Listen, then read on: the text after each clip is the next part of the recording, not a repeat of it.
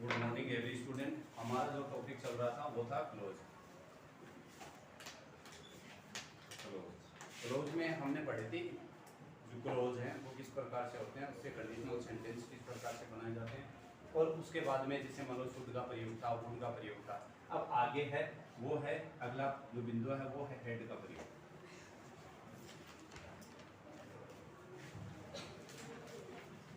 Head का प्रयोग करते हुए हम कंडीशनल सेंटेंसेस किस प्रकार से बनाएंगे और इसकी संरचना किस प्रकार से आते हैं।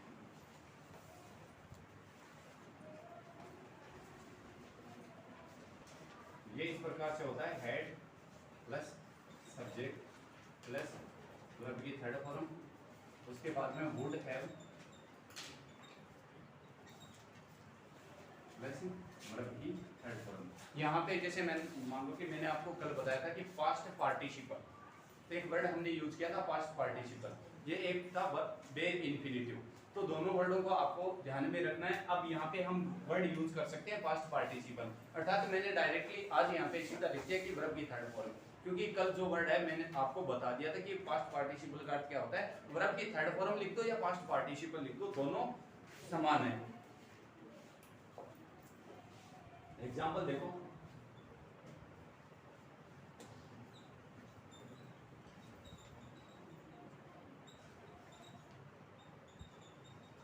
You worked hard. You would have passed. ये एग्जाम्पल है। ब्रैकेट में आपको दिया हुआ आएगा हेड।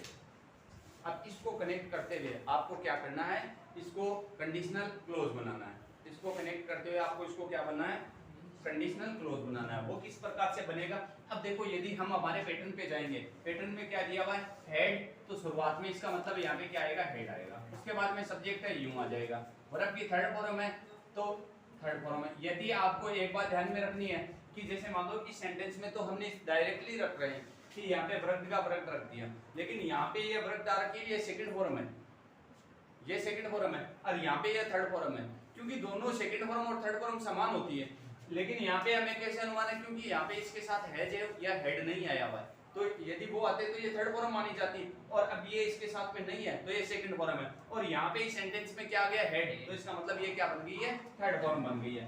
तो उसके बाद में हार्ड और फिर यूं आगे स्ट्रक्चर में वुड हैव पास्ट, इस प्रकार से।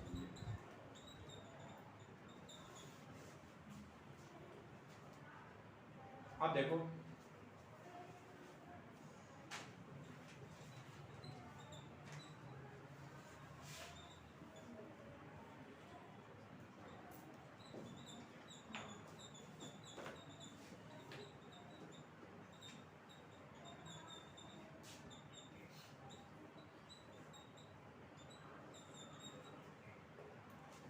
ये एग्जाम्पल आएगा।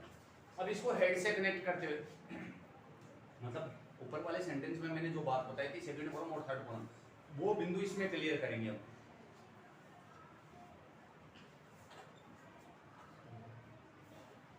Had she run fast, she would have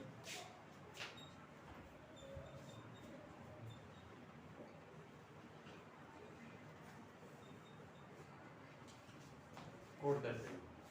अब इसमें देखो यहाँ पे ये क्या रखे हैं, वर्ब की सेकंड फॉर्म आ रखी है, क्या रखी है वर्ब की सेकंड फॉर्म, और हमें सेंटेंस स्ट्रक्चर के अकॉर्डिंग क्या जाना है, head plus subject plus past participle या वर्ब की थर्ड फॉर्म में जाना। तो यहाँ पे वर्ब की third form run ran run R U N ही होगी, तो हमें यहाँ पे क्या लिखना पड़ेगा आर यू एन लिखना पड़ेगा, क्यों वो कॉपी नहीं हो सकती। कई स्टूडेंट क्या ऐसा एग्जांपल आएगा, मतलब मैं ये एग्जांपल समझाऊं तो यदि दूसरा एग्जांपल आ गया तो स्टूडेंट क्या करेंगे, जैसी ये फॉर्म आई हुई है वैसी की वैसी यहाँ रख देंगे। यदि हम इस फॉर्म को यहाँ रख देंगे, सपोज मानो यहाँ रख रहे हैं आर ए एन, तो इसका मतलब ये हेड प्लस वर्ब की थर्ड फॉर्म होती है, हमने हेड प्लस वर्ब की सेकंड फॉर्म रख दी, तो इसका मतलब हमारा सेंटेंस क्या हो जाएगा, गलत हो जाएगा।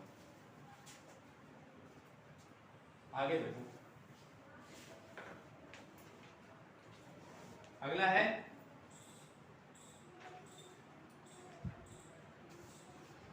अनलेस का प्रयोग। या इसको अनलेस क्लोज भी बोला जाता है। अब ये हेड क्लोज बोल सकते हैं, हम हेड का प्रयोग किया था, या जैसे इसको हेड क्लोज भी बोल सकते हैं।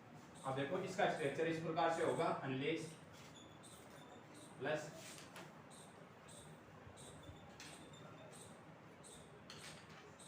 पॉजिटिव प्रेजेंट सिंपल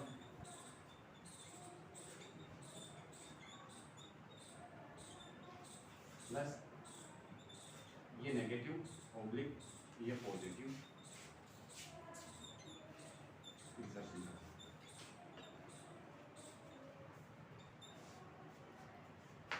यदि आप इस पैटर्न को इस प्रकार से नहीं लिख के यदि थोड़ा अलग प्रकार से लिखेंगे तो वो इस प्रकार से हो जाएगा। इसका विपरीत लिख दो,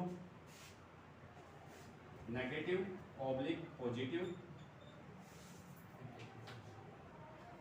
future simple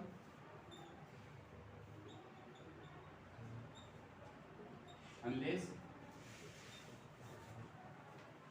plus positive percent. हम इस वर्ड पे आते हैं पॉजिटिव और नेगेटिव, मतलब ये इतना समझ में आ गया। अनलेस प्रेजेंट सिंपल और सॉरी पॉजिटिव प्रेजेंट सिंपल और नेगेटिव या पॉजिटिव फ्यूचर सिंपल, या इसका विपरीत में बनाएंगे तो negative oblique positive future simple unless, उसके बाद में पॉजिटिव प्रेजेंट सिंपल। अब पॉजिटिव नेगेटिव क्या है? पॉजिटिव का मतलब है सकारात्मक, मतलब ये जो सेंटेंस आएगा अनलेस के तुरंत बाद में जो सेंटेंस आ रहा है वो कभी भी नेगेटिव सेंटेंस नहीं आएगा। यदि हम यहाँ पे केवल इतना ही लिखते हैं, ये अनलेस के बाद में प्रेजेंट सिंपल लिखते हैं, तो प्रेजेंट सिंपल में कोई सा भी आ सकता है। सेंटेंस प्रेजेंट सिंपल का होना चाहिए, नेगेटिव भी आ सकता है, अकेला वर्ड हो। मैं ऐसे बोलूंगी इससे, जैसे मान लो इसके बाद में प्रेजेंट सिंपल का प्रयोग किया जाता है, तो प्रेजेंट सिंपल का अफर्मेटिव भी सेंटेंस आ सकता है, नेगेटिव आ सकता है, इंटरोगेटिव कोई सा भी सेंटेंस आ सकता है, क्योंकि होगा तो प्रेजेंट सिंपल का है ना। लेकिन इसमें डायरेक्टली उल्लेख किया गया है, ये किसका आएगा? Positive present simple. पॉजिटिव का मतलब है सकारात्मक, सकारात्मक आएगा मतलब उसमें नोट का प्रयोग नहीं होगा, क्वेश्चन मार्क वाला सेंटेंस नहीं होगा। फिर ऑब्लिक, उसके बाद में आगे देखो क्या आएगा, फ्यूचर सिंपल का जो सेंटेंस आएगा वो नेगेटिव भी आ सकता है, पॉजिटिव दोनों आ सकते हैं। समझ गए नेगेटिव और पॉजिटिव क्या होता है? पॉजिटिव का अर्थ होता है सकारात्मक वाक्य, जो एकदम साधारण वाक्य आएगा, जो नकारात्मक नहीं होगा, ना ही क्वेश्चन मार्क वाला होगा, ऐसा सेंटेंस आएगा। देखो आगे,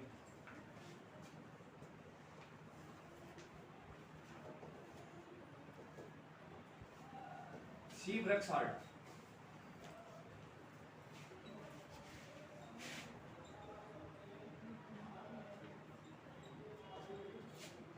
सी वॉन्ट पास। अब यहाँ पे ये ध्यान रखना, इसको हम क्या मान सकते हैं? विल नोट भी मान सकते हैं। विल नोट को यदि विल के साथ में नोट का यूज किया जाए ना, तो यदि इसको हम इस प्रकार से भी लिख सकते हैं, जैसे विल नोट भी लिख सकते हैं। यदि विल सही यही होगा, जैसे मान लो कि विल के साथ में यदि नोट का यूज करेंगे तो यदि सही यही रहेगा, ये तो इसलिए मैंने यहाँ पे ये भ्रमित मत हो जाना, ये विल नोट मान लेना, आप विल नोट है। अब देखो हम अपने सेंटेंस स्ट्रक्चर के अकॉर्डिंग चलेंगे। यदि आप इसको जैसा हुबहू आया हुआ है वैसा बना रहे हो तो हमें पहला स्ट्रक्चर फॉलो करना पड़ेगा। क्या आया हुआ है उसमें? देखो अनलेस शी वर्क्स हार्ड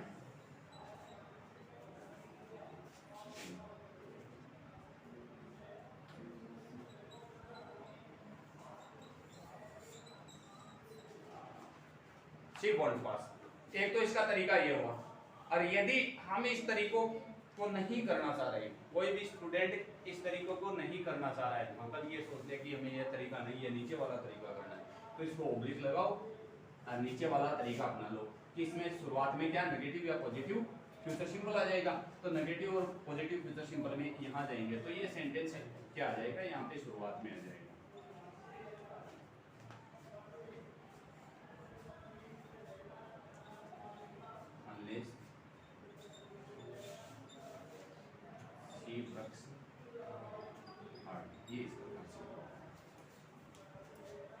मतलब इसमें ये जो क्लोज चलते हैं इसमें बस केवल मात्र इतना ही है, यदि हम अपनी अंडरस्टैंडिंग से काम में ले रहे हैं तो ये खुद को खुद हमारे लिए इजी हो जाएगा, खुद को खुद हमारे लिए इजी हो जाएंगे। इसमें कोई है, जैसे मान लो कि इतना ध्यान में रखना पड़ेगा कि जैसे मान लो कि आप यहाँ पे फ्यूचर सिंपल ही मान रहे हो, केवल यहाँ पे जैसे मतलब यहाँ पे केवल अनलेस, उसके बाद में प्रेजेंट सिंपल। यदि एक वर्ड है, हमने पॉजिटिव क्यों लिखा है? मतलब इसका बहुत ज्यादा महत्व है कि यदि सकारात्मक है, यहाँ पे यदि ये सेंटेंस ऐसा ही आया हुआ है, मतलब प्रेजेंट सिंपल ही आया, तो उसमें हम क्या कर सकते हैं, नोट का भी प्रयोग कर सकते हैं, नोट का भी प्रयोग, क्योंकि हमें यूज किस टेंस का करना है, उसमें बाध्यता नहीं रहती, इसमें तो बाध्यता है। हम क्या कर रहे हैं, पॉजिटिव प्रेजेंट सिंपल का प्रयोग कर रहे हैं, और यदि ये नहीं होगा तो हमारे पास क्या नहीं रहेगी, कोई बाध्यता नहीं रहेगी। हम क्या मानेंगे कि ये प्रेजेंट सिंपल का सेंटेंस, हमें अगला पूछा कि जैसे मान लो कि कोई स्टूडेंट को ये पूछते हैं कि आप एक काम करो, आप प्रेजेंट सिंपल का एक सेंटेंस बनाओ, तो प्रेजेंट सिंपल का मैंने बोला उसको प्रेजेंट सिंपल का सेंटेंस बनाओ, तो इसका मतलब वो नेगेटिव भी बना सकता है, इंटरोगेटिव भी बना सकता है और अफर्मेटिव, तीनों में से कोई सा भी बना सकता है, होना चाहिए वो प्रेजेंट सिंपल का। तो लेकिन इसमें ये बाध्यता रहती है, इसमें जो अनलेस के बाद में जो भी क्लोज आएगा वो किसका आएगा, प्रेजेंट सिंपल का आएगा, लेकिन होगा कौन सा, वो पॉजिटिव होगा, सकारात्मक होगा, उसमें कोई जो सेंटेंस होगा वो कभी भी नेगेटिव और इंटरोगेटिव सेंटेंस नहीं होगा। आगे देखो एग्जांपल, इसमें अगला एग्जांपल,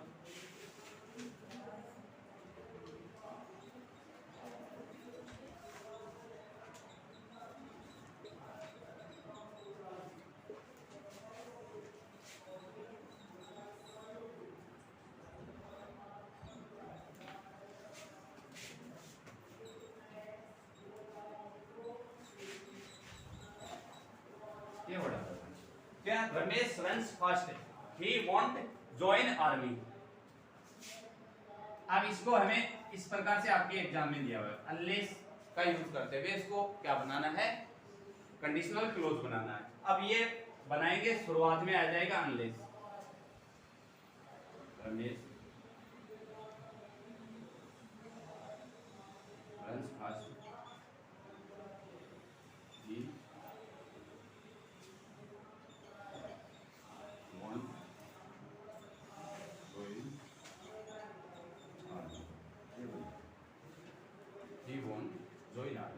अब यदि आप कोई स्टूडेंट इसको यदि विपरीत तरीके से बनाना चाह रहा है, तो इसका मतलब हमने ऊपर एग्जांपल जो बताया सेम तरीका होगा, कहीं पे कोई बदलाव नहीं होगा।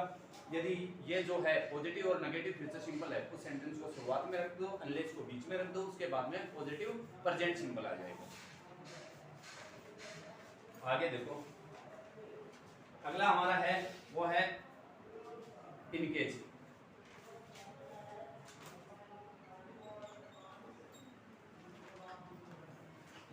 इनकेस का प्रयोग,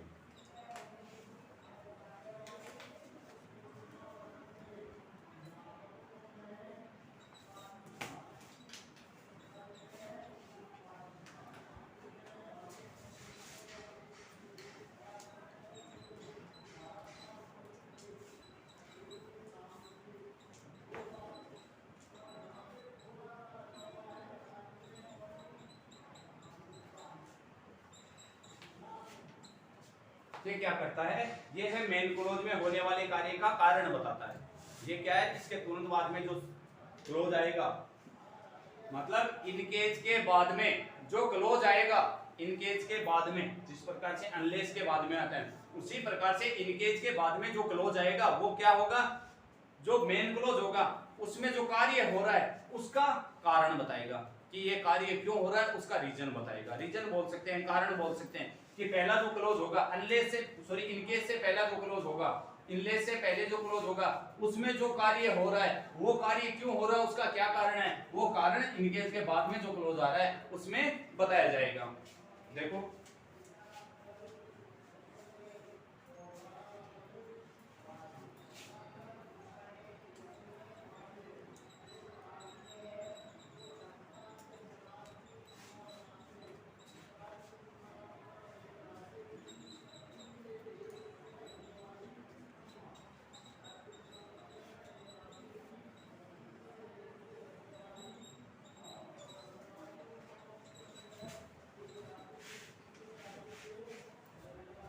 ये दो आए हैं, अलग अलग क्लोज आ रखे हैं। अब हमारे इसमें ब्रैकेट में दिया हुआ आएगा इनकेस, ये वर्ड दिया हुआ है, इनकेस से ऐड करना। अब यदि देखो ये आपके अंडरस्टैंडिंग पे निर्भर करेगा, कि ये स्टूडेंट कोई नहीं बोल सकता कि मैं समझ नहीं, क्योंकि 12th क्लास है, कि दे शी ऑलवेज कीप्स कैंडल। मैं अर्थ में बता देता हूँ, शी ऑलवेज कीप्स कैंडल, वो हमेशा मोमबत्ती रखती है। देयर इज पावर फेलियर, वहां पे क्या है, लाइट आती जाती रहती है या बिजली आती जाती रहती है। अब देखो, अब ये आपको डिसाइड करना है कि कौन सा जो क्लोज है वो मेन क्लोज है, मेन क्लोज में जो कार्य हो रहा है उसका परिणाम कौन सा निकला है, उसका कारण कौन सा है। अब देखो, अब यदि मैं बोलूंगा कि वो मोमबत्ती क्यों रखती है, मतलब पहला क्लोज, कारण क्या है उसका, क्योंकि वहां पे बिजली आती जाती रही, ये कारण बन रहा है। तो इसका मतलब जो कार्य का कारण होगा उससे पहले किसका प्रयोग किया जाएगा, इनकेज का प्रयोग किया जाएगा। यहाँ पे यदि हम इसको बनाएंगे तो ये क्या होगा, she always keeps candles in cage there is our पे।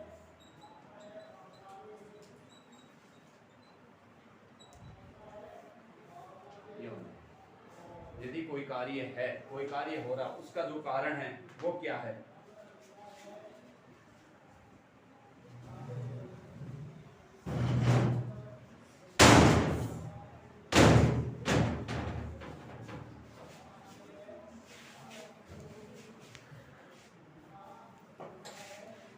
she always kept a mobile,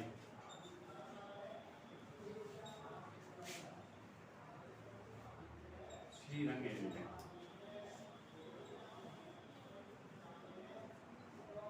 अर्थ में बता, इंगेज का प्रयोग करना है, अर्थ में बता देता हूँ, she always kept A mobile, वो मोबाइल हमेशा मोबाइल रखती थी। अब कारण शी रन एनी टाइम, कि उसके पास कभी भी फोन आ सकता था। अब रीजन ये बन सकता है, देखो वो मोबाइल क्यों रखती थी, फोन आता था, कारण तो ये ना, तो उस कारण से पहले हम किसका प्रयोग कर देंगे, इनकेज का प्रयोग कर देंगे। She always kept A mobile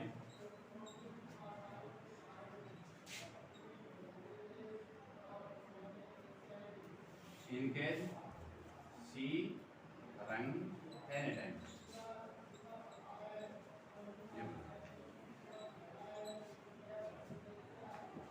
आगे देखो, अगला है अदरवाइज।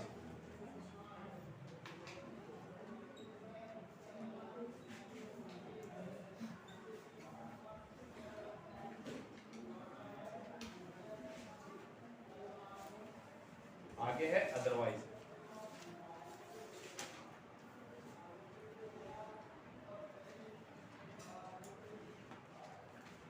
इसका प्रयोग कहाँ पे किया जाता है, ऐसा है कि कुछ घटित ही नहीं हुआ है तो परिणाम क्या प्राप्त होगा। यदि हम जो कार्य नहीं कर रहे हैं तो इसका मतलब उसके लिए कोई परिणाम प्राप्त नहीं होगा। देखो एग्जांपल देखेंगे पहले का,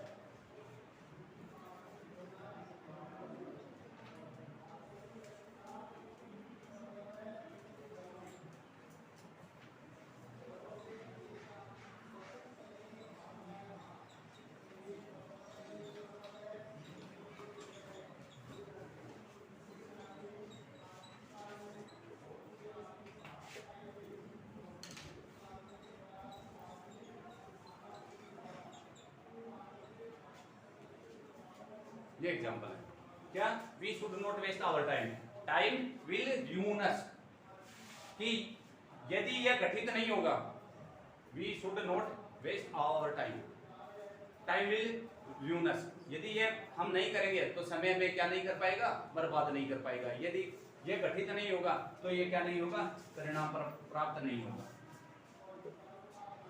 यदि टाइम को हम बर्बाद नहीं करेंगे, ये घटित नहीं होगा तो ये समय में बर्बाद नहीं कर पाएगा। अर्थात जो कार्य है वो यदि घटित नहीं हो रहा है तो उसका परिणाम है वो हमें प्राप्त नहीं होगा। We should not waste our time, otherwise time will ruin us।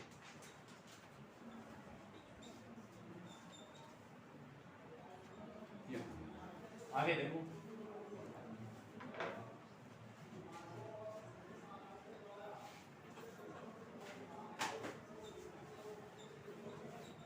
work hard,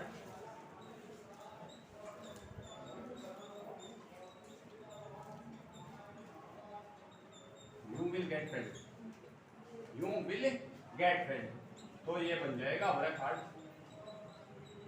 otherwise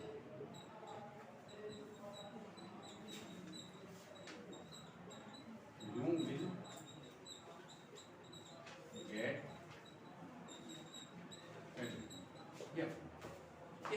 से ये क्या होंगे आपके कंडीशनल क्लोज चलेंगे।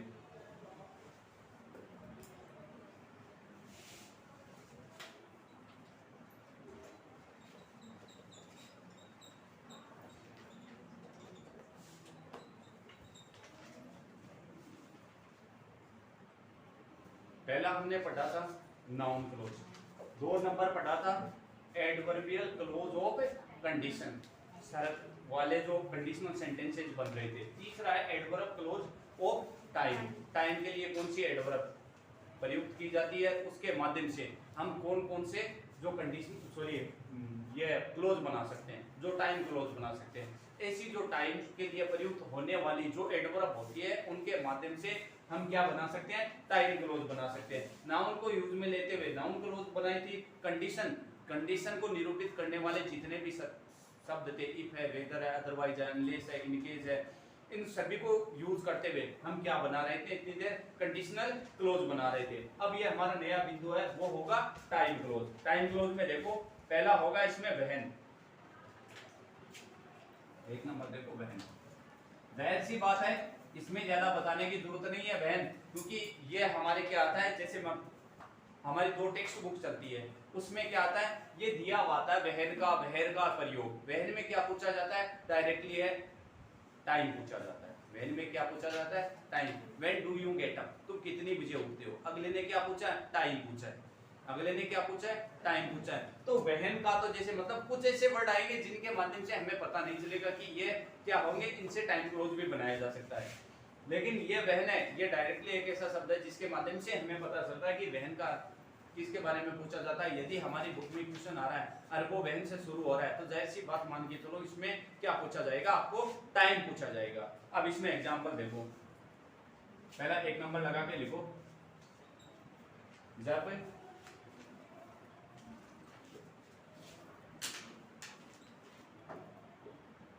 जब दूसरा कार्य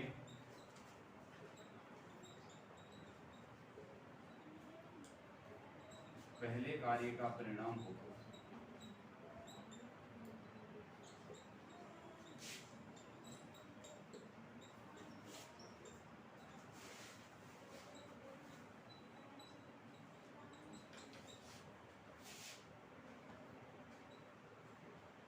वहन का प्रयोग किया जाता है। दोबारा पढ़ो, जब दूसरा कार्य, 2 कार्य गठित होते हैं, एक तो पहला कार्य जो पहले गठित हो गया, एक उसके बाद में गठित हुआ है, तो दूसरा कार्य वो पहले कार्य का क्या हो, परिणाम हो, जिसको हम बोल सकते हैं उसका रिजल्ट हो। पहले कार्य में जो गठित हुआ उसका जो रिजल्ट है वो क्या किसमें आएगा, दूसरे कार्य में रिजल्ट आएगा। तो हम उसको किससे टाइम क्लोज के द्वारा जोड़ेंगे, वहन टाइम क्लोज के द्वारा जोड़ेंगे। देखो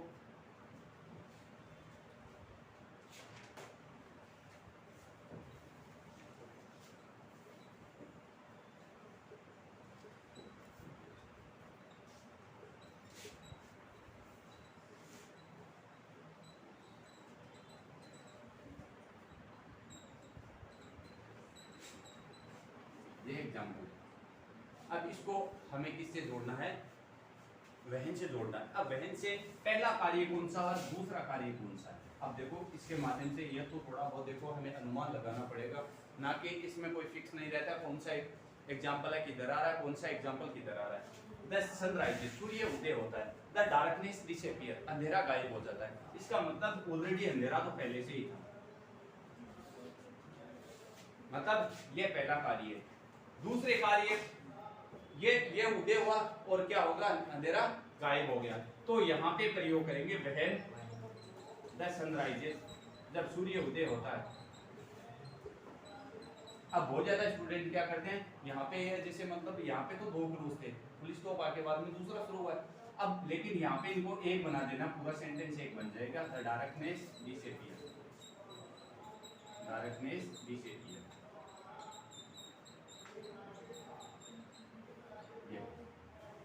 2 नंबर देखो, पूर्ण कार्य के लिए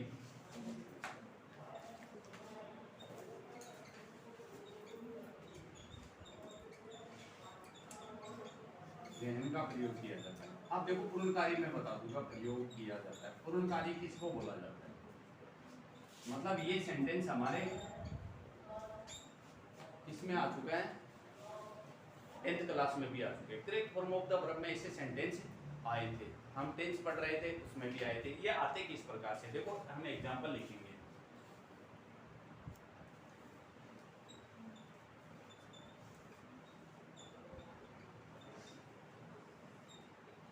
I was going to field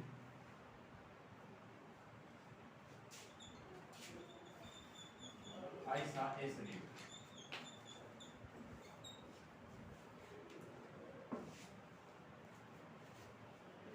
अब ये बन जाएगा किस प्रकार से, I was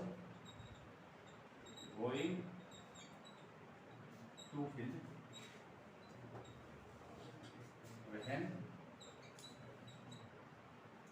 I saw a slave। ये आपके 10th क्लास में बहुत बार आ चुका है, बहुत बार आ चुके हैं एग्जाम कि प्रेजेंट कंटिन्यूअस पास्ट कंटिन्यूअस और पास्ट जो सिंपल है दोनों में किसका किया जाता है, व्हेन एडवर्ब का प्रयोग किया जाता है। व्हेन के माध्यम से बहुत ज्यादा सेंटेंस बनाए जाते हैं।